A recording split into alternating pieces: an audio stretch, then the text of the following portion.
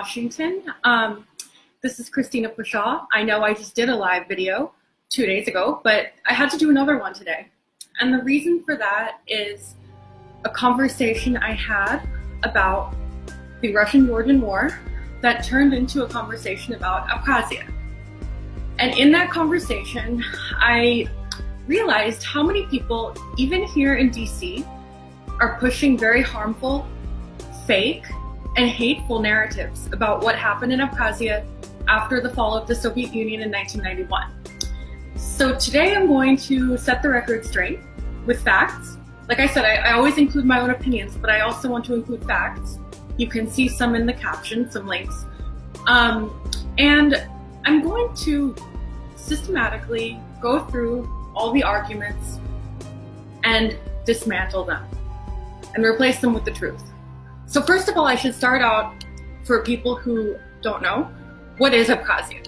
I know all my Georgian friends know, but we actually never learned it in the US. So in the Soviet Union, which collapsed in 1991, before that, there were a number of republics for ethnic minorities. Each ethnicity, each of the large ethnicities had its own Soviet Socialist Republic. They were still controlled by Moscow, but they had some level of autonomy and self-government.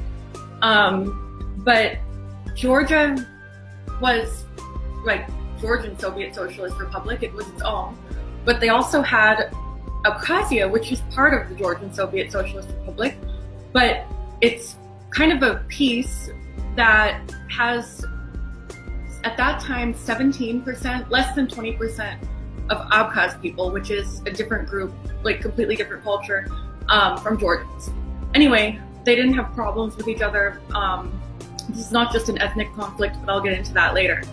So, northwestern piece of Georgia, bordering Russia and the Black Sea, is called Abkhazia. And in 1991, it was a mix of different ethnic groups there. Like I said, less than 20% were ethnic Abkhaz. That's where the name Abkhazia comes from. It's totally different from Georgian, but they were neighbors of Georgians. 50% of Abkhazia's population in 1991 was Georgian. That was by far the largest ethnic group in Abkhazia. This makes sense. Remember, Abkhazia is part of Georgia in the Soviet times. So again, 1989, right before the fall of the Soviet Union, total population of Abkhazia was 525,000 people, according to Russian census. Nearly 50% of those people were Georgians, 18% were Abkhaz. This will be important later on when I explain what happened. So 1991, minority of people in Abkhazia wanted to secede and create their own country. They were separatists, basically. Majority of people in Abkhazia did not want this. Vast majority. Actually, 1991, there was a referendum held. 98% of people in the referendum voted to stay part of Georgia. These are Abkhazian voters. There was a risk. So by 1991, Georgia is just newly independent. The Georgian government realizes there's a risk of ethnic clashes because there are separatists. So the president at the time, Zviad Gamsakhurdia, was negotiating with the minority, the separatists, the people who wanted to create another country.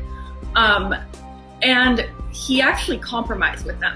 Again, this is important later on too, when I talk about criticisms of Gamsakhurdia. So he compromised and said Abkhaz people get 28 seats in parliament. Now keep in mind, Abkhazia, like I said, there's some autonomy in the region, so they had their own police, their own government, and they did have a parliament. Even though Georgians are 50% of the population, Abkhazia got 28 seats in parliament, Georgians got 26. Other ethnic groups got 11. So Abkhaz people are the most represented. Even though it's a small part of the population, they have the most seats in the parliament of Abkhazia at this time. And this is because of a negotiation with the Georgian government under Gamsakhurdia, Georgian president at the time. So the fact that a separatist was chosen as the head of Abkhazia's government, that is, I guess, what you would expect, unfortunately, with such a compromise. And the other part of the compromise to benefit Georgia is that the Abkhazian local government should not create its own army. and they should not try to secede from Georgia.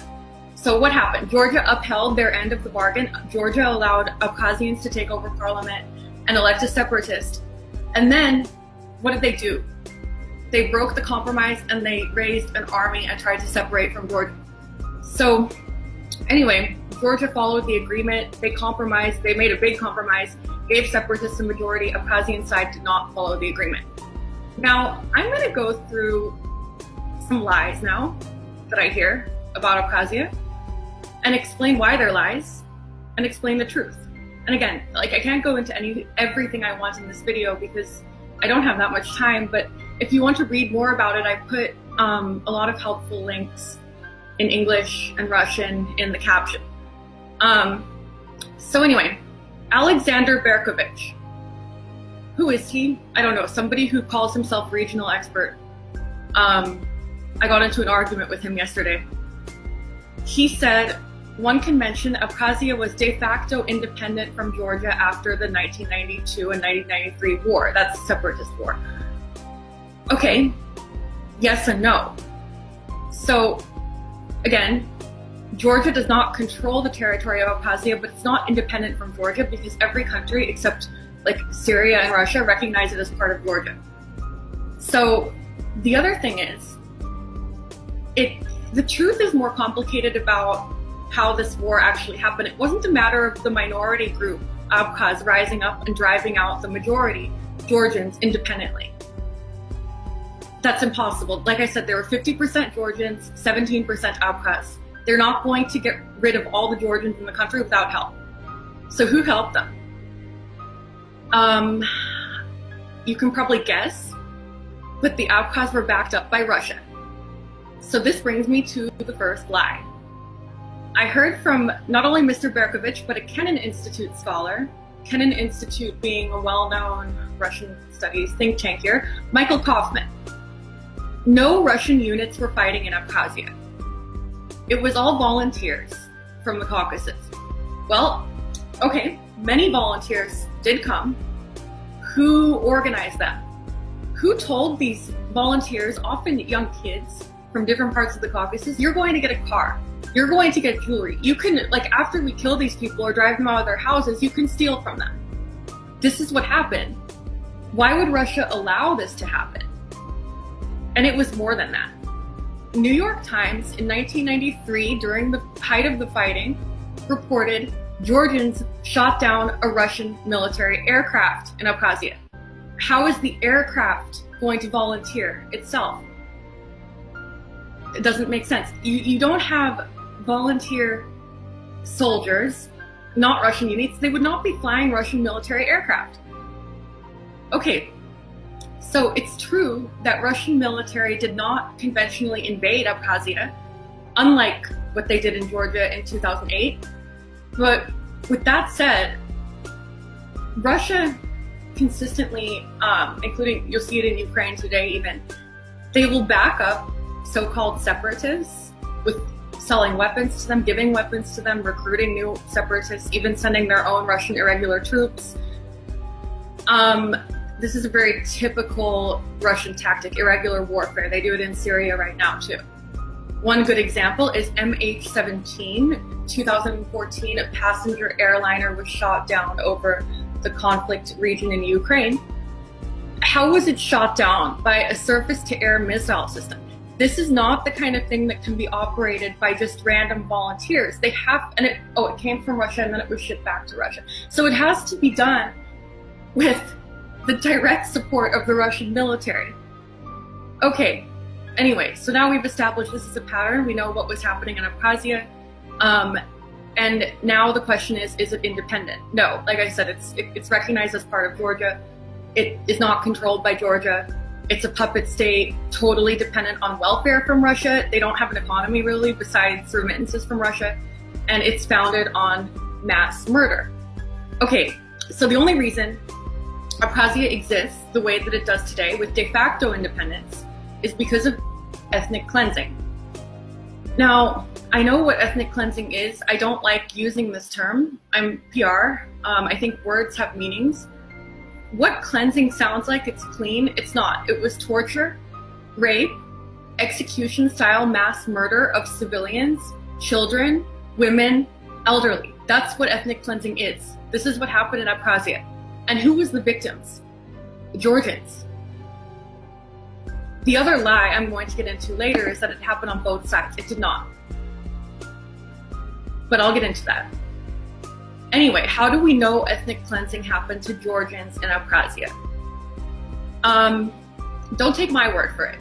I included Human Rights Watch report from 1995. It goes into a lot of evidence. There's documentary evidence. This happened in living memory. People remember it, and there's photos, videos, everything. But the biggest evidence, I think, is population. So remember I said 1991, there were more than 500,000 people living in Abkhazia. 250,000 were Georgians. Now, there are 40,000 Georgians. So where did the other 200,000 Georgians go? Ethnic cleansing. Again, they were driven out. They're IDPs, internally displaced persons, or they were killed. So I linked a Russian census in the caption. If you can't read it, I mean, most of you can probably. 2002, population of Abkhazia was less than half of what it was in 1991. This is not normal. This doesn't happen without pushing people out or killing them. You don't have half the country just leave voluntarily, especially if all of those people are one ethnic group. Okay, now we've established how Abkhazia was founded. I'm going to talk about Michael Kaufman of the Kennan Institute's statement that both sides committed ethnic cleansing. Georgians were also doing it to Abkhazians. Wrong. Georgians were the victims of ethnic cleansing. Georgians did not commit ethnic cleansing. Again, why are there no Georgians left in Abkhazia when it used to be the majority, the biggest ethnic group there? There are not two sides to this story. When I say there's ethnic cleansing of Georgian population in Abkhazia in 1992 and 1993, I'm not just speaking my own opinion here. This is a fact. First of all, OSCE passed a resolution. Russia is part of OSCE. OSCE said there was ethnic cleansing of Georgians in Abkhazia. They didn't say anything the other way around because it didn't happen.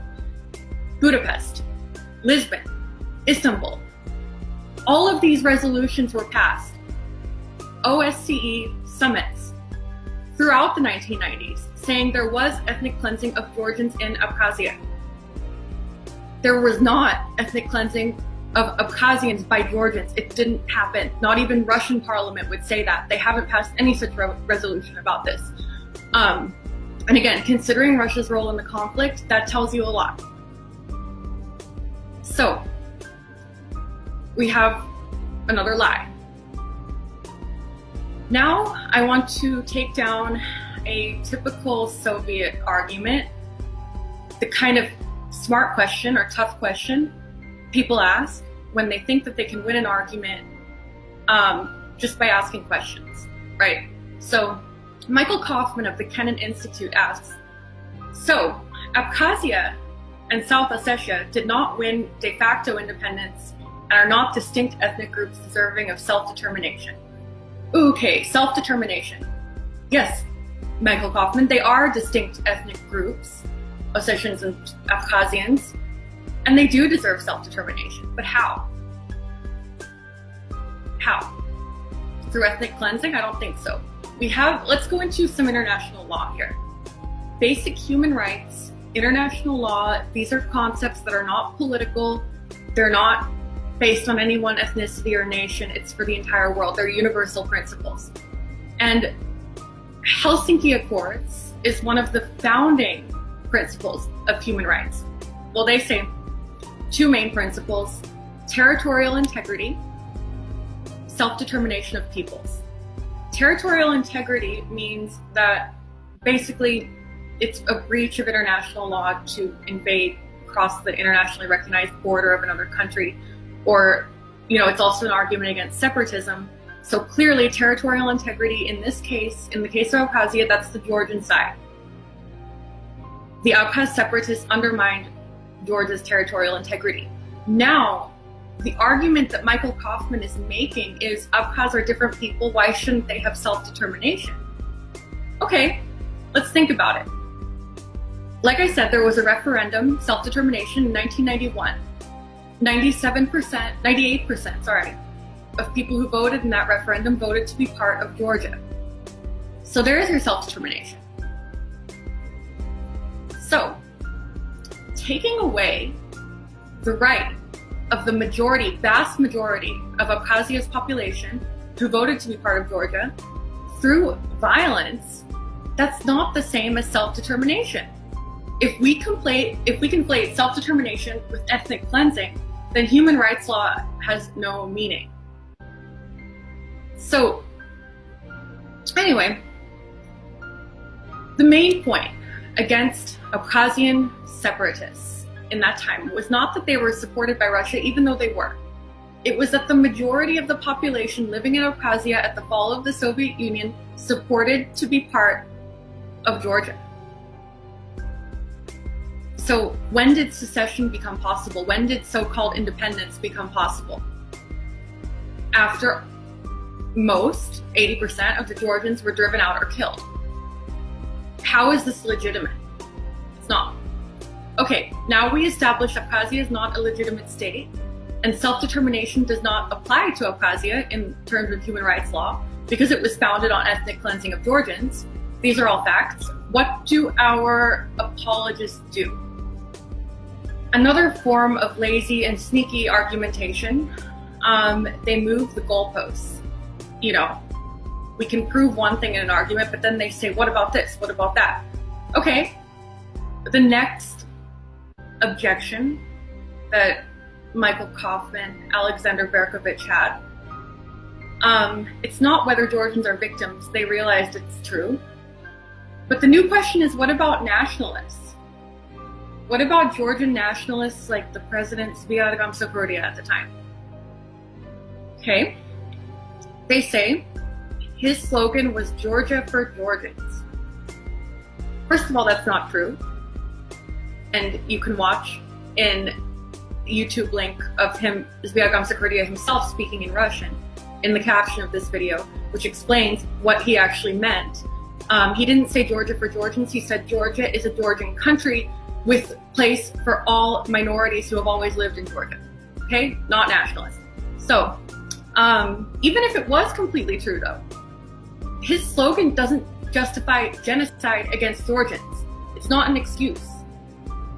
The fact that Georgians wanted Georgian language to be the official language of Georgia, that doesn't justify genocide against Georgians either. Nothing justifies genocide, okay? I don't know why I have to have this argument with people living in America who are regional experts who supposedly have studied this region, or even anyone actually. Why do people think it's okay to justify genocide today? Anyway, like I said, I have to mention the slogan Georgia for Georgians did not appear anywhere in Gamsakhurdia's speeches or campaigns. It was actually promoted by the opposition at his time in Georgia. You know, like in the US, we have all kinds of smear campaigns where politicians will put words in their opponent's mouth or kind of misrepresent what their opponent said. It's dangerous though in Georgia because even today, like some people still believe this, and Russian politicians like Medvedev still repeat it. Anyway, bigger point. I question the whole premise of criticizing Georgian nationalism here. Think about it. Georgia is this tiny country with totally unique language, culture, people, history. And they're kind of crushed between large empires that have occupied them, invaded them, blah, blah, blah, throughout history. And under Soviet occupation, Georgia suffered a lot. So why in 1991, after Georgia was finally independent, was it considered bad for Georgian people to be patriotic and to love their country? They've been fighting to be an independent country for so long. No matter who the president was, he needed to love Georgia and put Georgia first. If there's ever a reason for nationalism, or I should say patriotism, it's Georgia in the early 1990s. They needed to build a new country from an ancient and difficult history. A history of occupation and invasion. And if Georgian people did not have a strong national identity, they would not have a country and they would not survive. So anyone who criticizes Georgian nationalism, so-called, if you're American, or Russian especially, you have no idea what you're saying. We, in big countries, we don't have to worry about the existence of our culture being wiped off the face of the earth. We have never been occupied by another power. So how can we tell Georgians about how bad it is to be patriotic and to want their small country to be Georgia? It's the one place in the world where they're Georgians, right? So are you really going to tell them, like, what's wrong? I guess. What I have to say though is we can all agree that ethnic nationalism is bad when it results in the oppression or racism towards minorities, right? Again, very basic. I shouldn't have to explain this. But I agree, this is bad. So was Georgia under Gamsakhurdia oppressing minorities in 1991? This is what Mr. Berkovich argues. Let's look at the facts.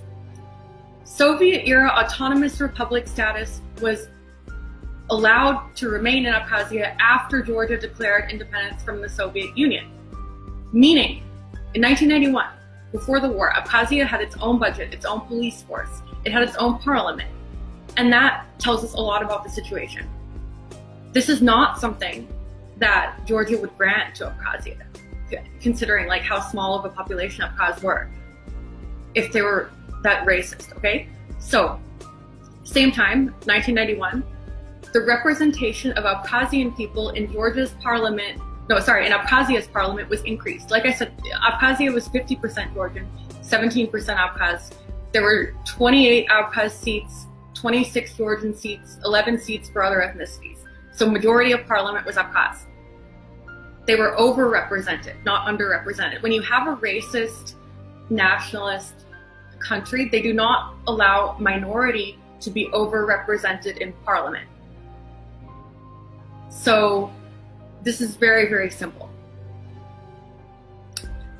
And so in conclusion, don't trust everything you hear. Learn to think critically, get the facts and think for yourself. It's amazing. I learned a lot of this from a student of mine who, Luca, he knows who he is. He was my student in Georgia. He knows more than regional experts, so-called regional experts, argues better. So you never know like who you're going to learn from. Don't trust people just because they have some think tank after their name. You don't know who they're working for or where they get their information from. And a message for Americans and other tourists who want to visit Abkhazia. I see this a lot. You can do that, but try to at least understand the history first and think about what does it mean to go there for fun when hundreds of thousands of people in Georgia cannot even go there to see their own homes and graves of their killed relatives. So think twice. Okay, that's all I'm going to say for today. Thank you for watching.